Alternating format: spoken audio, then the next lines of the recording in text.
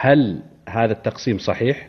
عرب عاربة مستعربة كذب. العرب عرب. هل أصلهم اليمن اللي الآن اليمن؟ هل أصلهم من لا، اليمن هذا خليط ما بين صومطريين وقتبانيين ومعنيين وحميريين. لهم أبو العلاء يقول عمرو بن العلاء يقول لهم لغة ولسان غير لساننا.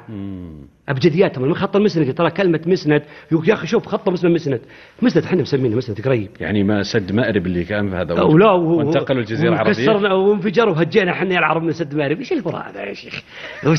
في أسقطوا كل شيء. طيب الله ذكر في القرآن، لحظة لا تلخبط. الله ذكر في القرآن قريتين وسد، لكن ما قال انهم العرب خرجوا من هناك. ايه بالعكس الهجرة بالعكس. العرب من نجد والحجاز انطلقوا شمالا وتمدد بعضهم جنوبا. الذين تمددوا جنوبا وقعوا في الأراضي الخصبة. والخصبة ايش يسوي؟ يسوي الرقة. يعلمك تعدد الأطعمة، تعدد ألوان الملابس، تعدد الفن، تعدد الهدوء، المشاكل أقل تكون، العنف أقل يكون، البناء يكون سكن، الحفر الآبار اللي هو الخصب. أما القحط والدهر والجوع هذا يخليك قاسي ولا تموت.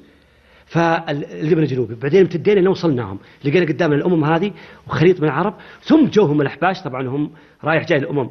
جوهم الأحباش، جوهم الروم وجوهم الفرس. والفرس نعم. يعني الحين مملكة ترى في حاجة مهمة جدا. سيف بن ذي يزن الآن الجاي بتقول تعتبر عظيم، ترى قريب من عبد الملك الحوثي، جاب اليمنيين جاب الفرس من هناك فقط لا غير. الآن تروح إلى العهد العباسي الأمين والمأمون يوم يتقاتلون.